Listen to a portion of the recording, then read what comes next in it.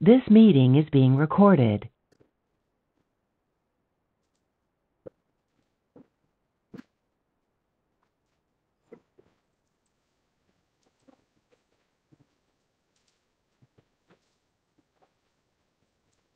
सलाम अलैकुम। आज का बाइबल पाठन गिनती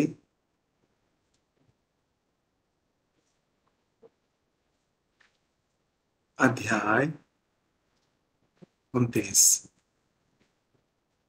नंबर्स चैप्टर 29। बिगुल का पर्व, 7वें महीने। This is not July, the 7th month of English calendar. This is according to the Hebrew calendar, the 7th month. The Hebrews follow the lunar calendar, and on the 7th month, first day of the 7th month, 7वें महीने के प्रथम दिन एक विशेष बैठक होगी। तुम उस दिन कोई काम नहीं करोगे, वह बिगुल बजाने का दिन है। तुम होम बलि चढ़ाओगे, ये भेंटे यहोवा के लिए मधुर गंध होगी। तुम दोष रहित एक सांड, एक मेढ़ा और एक वर्ष के 7 मेमनों की भेंट चढ़ाओगे। तुम 6 क्वार्ट तेल मिला अच्छा आटा भी बैल के साथ, 4 क्वार्ट मेढ़े के साथ और 7 मेमनों में से हर एक के साथ 2 क्वार्ट आटे की भेंट चढ़ाओगे। इसके अतिरिक्त पाप बलि के लिए एक बकरा भी चढ़ाओगे, यह तुम्हारे पापों को ढकेगी। ये भेंटे नवचंद्र बलि और इसकी अन्न बलि के अतिरिक्त होगी, और ये नित्य की भेंटों, इसकी अन्न बलियों तथा पेय भेंटों के अतिरिक्त होगी। ये नियम के अनुसार की जानी चाहिए, इन्हें आग में जलाना चाहिए। इसकी सुगंध ही यहोवा को प्रसन्न करेगी। प्रायश्चित का दिन, द डे ऑफ एटोनमेंट। 7वें महीने के 10वें दिन एक विशेष बैठक होगी। उस दिन तुम उपवास करोगे और तुम कोई काम नहीं करोगे। तुम होम बलि दोगे, यह यहोवा के लिए मधुर गंध होगी। तुम दोष रहित 2 सांड, एक मेढ़ा और एक वर्ष के 7 मेमनों की भेंट चढ़ाओगे। एक वर्ष के 7 मेमनों की भेंट चढ़ाओगे।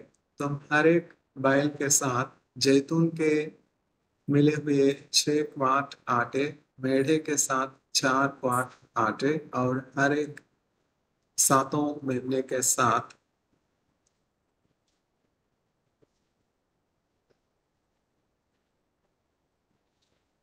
2 क्वार्ट आटे की भेंट चढ़ाओगे। तुम एक बकरा भी पाप बलि के रूप में चढ़ाओगे। यह प्रायश्चित के दिन की पाप बलि के अतिरिक्त होगी। यह दैनिक बलि, अन्न और पेय भेंटों के भी अतिरिक्त होगी। बटोरने का पर्व, 7वें महीने के 15वें दिन एक विशेष बैठक होगी। तुम उस दिन कोई काम नहीं करोगे। तुम यहोवा के लिए 7 दिन तक छुट्टी मनाओगे। तुम होम बलि चढ़ाओगे, यह यहोवा के लिए मधुर गंध होगी। तुम दोष रहित 13 सांड, 2 मेढ़े और एक एक वर्ष के 14 मेमने भेंट चढ़ाओगे। तुम 13 बैलों में से हर एक के साथ जैतून के साथ मिले हुए 6 क्वार्ट आटे, दोनों मेढ़ों में से हर एक के लिए 4 क्वार्ट और 14 मेढ़ों में से हर एक के लिए 2 क्वार्ट आटे की भेंट चढ़ाओगे। भेंट मीन्स ऑफरिंग, सैक्रिफाइसेस। तुम्हें एक बकरा भी पाप बलियों के रूप में अर्पित करना चाहिए। यह दैनिक बलि, अन्न और पेय भेंट के अतिरिक्त होगी। इस पर्व के दूसरे दिन तुम्हें दोष रहित 12 सांड, 2 मेढ़े और 1 वर्ष के 14 मेमनों की भेंट चढ़ानी चाहिए। तुम्हें सांड, मेढ़ों और मेमनों के साथ अपेक्षित मात्रा में अन्न और पेय भेंट भी चढ़ानी चाहिए। तुम्हें पाप बलि के रूप में एक बकरे की भी भेंट देनी चाहिए। यह दैनिक बलि और अन्न बलि तथा पेय भेंट के अतिरिक्त भेंट होगी। इस छुट्टी के तीसरे दिन तुम्हें दोष रहित 11 सांड, 2 मेढ़े और 1 वर्ष के 14 मेमनों की भेंट चढ़ानी चाहिए। तुम्हें बैलों, मेढ़ों और मेमनों के साथ अपेक्षित मात्रा में अन्न और पेय की भेंट भी चढ़ानी चाहिए। तुम्हें पाप बलि के रूप में एक बकरे की भी भेंट देनी चाहिए। यह दैनिक बलि और अन्न बलि तथा पेय भेंट के अतिरिक्त भेंट होनी चाहिए। इस छुट्टी के 14 दिन तुम्हें दोष रहित 10 सांड, 2 मेढ़े और 1 वर्ष के 14 मेमनों की भेंट चढ़ानी चाहिए।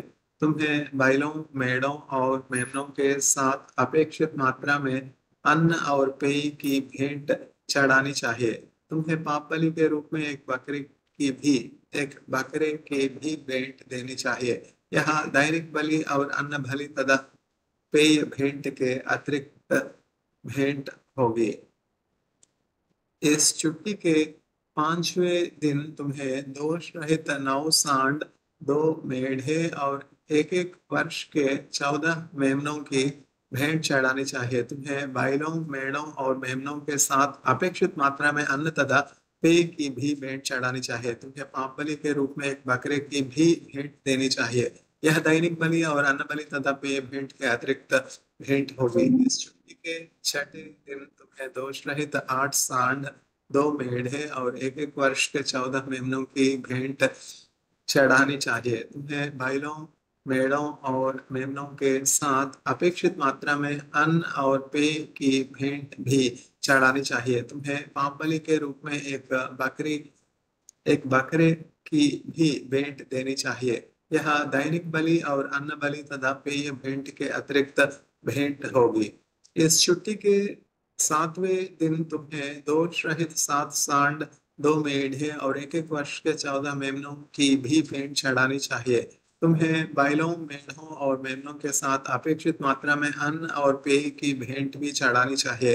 तुम्हें पाप बलि के रूप में एक बकरी की भी भेंट देनी चाहिए। यह दैनिक बलि और अन्न बलि तथा पेय भेंट के अतिरिक्त भेंट होगी।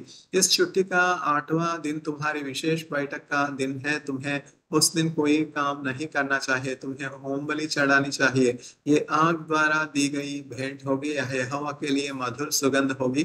तुम्हें दोष रहित 1 सांड, 1 मेढ़ा और 1 वर्ष के 7 मेमने भेंट में चढ़ाने चाहिए। तुम्हें सांड, मेढ़ा और मेमनों के लिए अपेक्षित मात्रा में अन्न और पेय की भी भेंट देनी चाहिए। तुम्हें पाप बलि के रूप में एक बकरे की भी भेंट देनी चाहिए। यह दैनिक बलि और अन्न बलि तथा पेय भेंट के अतिरिक्त भेंट होनी चाहिए। वे तुम्हारे विशेष छुट्टियां यहोवा के सम्मान के लिए है। तुम्हें उन विशेष मनौतियों, स्वेच्छा भेंटों, होम बलियों, मेल बलियों या अन्न और पेय भेंटें जो तुम यहोवा को देना चाहते हो, उसके अतिरिक्त इन विशेष दिनों को मानना चाहिए। मूसा ने इज़राइल के लोगों से उन सभी बातों को कहा जो यहोवा ने उसे आदेश दिया था।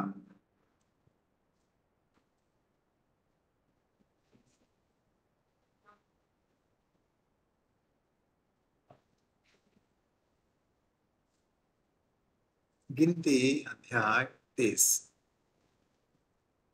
Numbers chapter 30. The audience may be wondering, is it possible to follow these commandments? These commandments appears to be so hectic, so burdensome, so tedious. Yes, it is indeed possible. God will not tell us to do anything that is impossible. In fact, all these things were followed as per the word in the tabernacle built by Moshe, and then the first temple, and then the second temple. The third temple is going to be built very soon in the Holy Land, Jerusalem, and the Levites will continue to offer such offerings every day as per the law. And it also happens that at one point of time, the daily sacrifices and offerings will be stopped in the temple because of Antichrist being taking command over the synagogue or the temple. And this is according to the prophecy of prophet Daniel. When the thing of desolation uh, is seen in the forbidden place, then the end of the world is near. What is this thing of desolation? And the daily sacrifices were stopped at that particular point of time in the middle of the 7 years of peace treaty. We see the situation of war in Israel and the surrounding nations. It has never happened previously, such continued lack of peace. So long as I have been in Israel for 6 long years, I have never seen such disturbances, such war in Israel. And there has always been peace with the neighboring nations, as in the days of Solomon. And the war-like situation that we see in Israel and around Israel is a sure thing of concern, and all of us need to be very cautious. We really do not know when the temple will be appearing in Jerusalem. That is the very sure sign of the end times. And we need to be very, very, very careful. The time is near, so we should not waste time, and we all should receive the Savior and be protected under His wings because we are living in the times of uncertainty, we are living in the times of war. In Ukraine, no one has thought that the rich will become paupers in no time. Yet those that fear God will definitely be protected and provided, as per the promise in Psalm 34, verse 10. The psalmist says, though the lions may go hungry, those that trust in the Lord will not lack any good thing. Yes, this is what is called divine providence.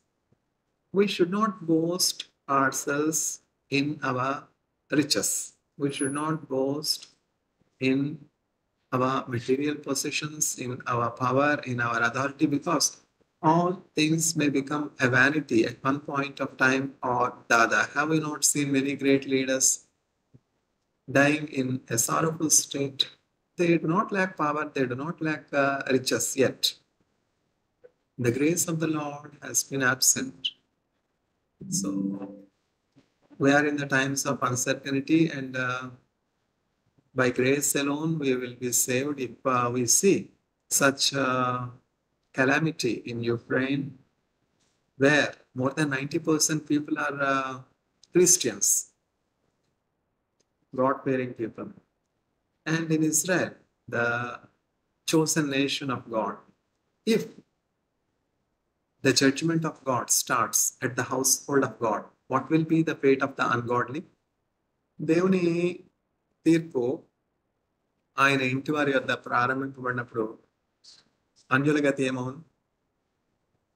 What will be the fate of the ungodly if the judgment of the God starts from his household, that is Ukraine or Israel? So we should be very, very cautious.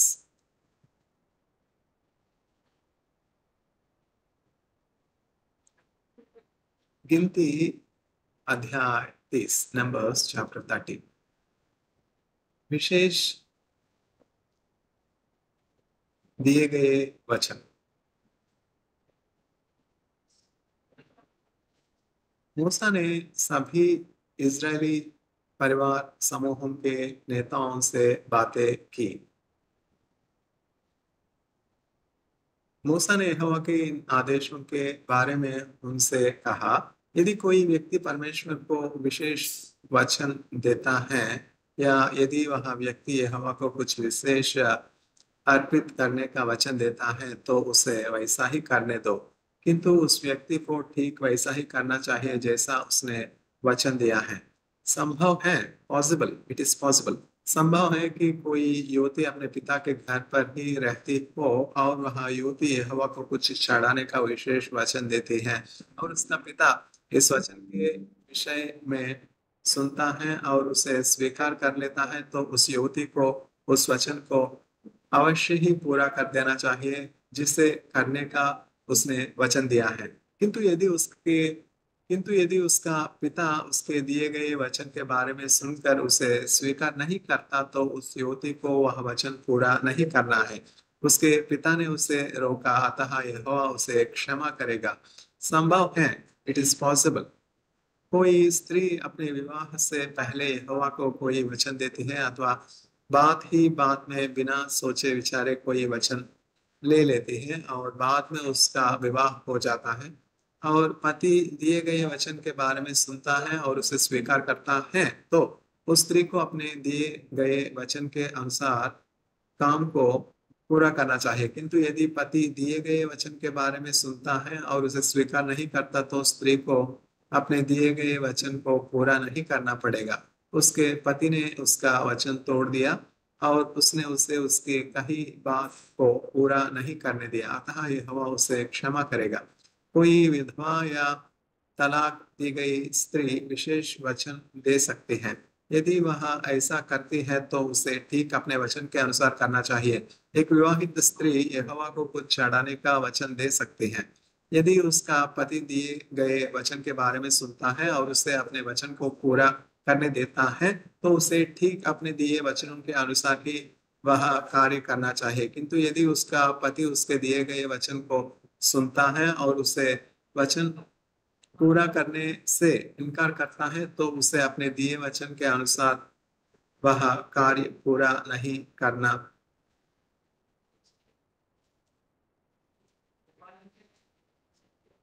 करना पड़ेगा। इसका कोई महत्व नहीं होगा कि उसने क्या वचन दिया था, उसका पति उस वचन को भंग कर सकता है। यदि उसका पति वचन को भंग करता है तो यहोवा उसे क्षमा करेगा। एक विवाहित स्त्री यहोवा को कुछ चढ़ाने का वचन दे सकती है या स्वयं को किसी चीज से वंचित रखने का वचन दे सकती है या वह परमेश्वर को कोई विशेष वचन दे सकती है। उसका पति उन वचनों में से किसी को रोक सकता है या पति उन वचनों में से किसी को पूरा करने दे सकता है। पति अपनी पत्नी को कैसे अपने वचन पूरा करने देगा? यदि वह दिए वचन के बारे में सुनता है और उन्हें रोकता नहीं है तो स्त्री को अपने दिए वचन के अनुसार कार्य को पूरा करना चाहिए। किंतु यदि पति दिए गए वचन के बारे में सुनता है और उन्हें रोकता है तो उसके वचन तोड़ने का उत्तरदायित्व पति पर होगा। ये आदेश हैं जिन्हें यहोवा ने मूसा को दिया। ये आदेश एक व्यक्ति और उसकी पत्नी के बारे में है तथा पिता और उसकी उस पुत्री के बारे में है जो युवती हो और अपने पिता के घर में रह रही हो। आज का बाइबल पठन समाप्त है। वालेकुम अस्सलाम।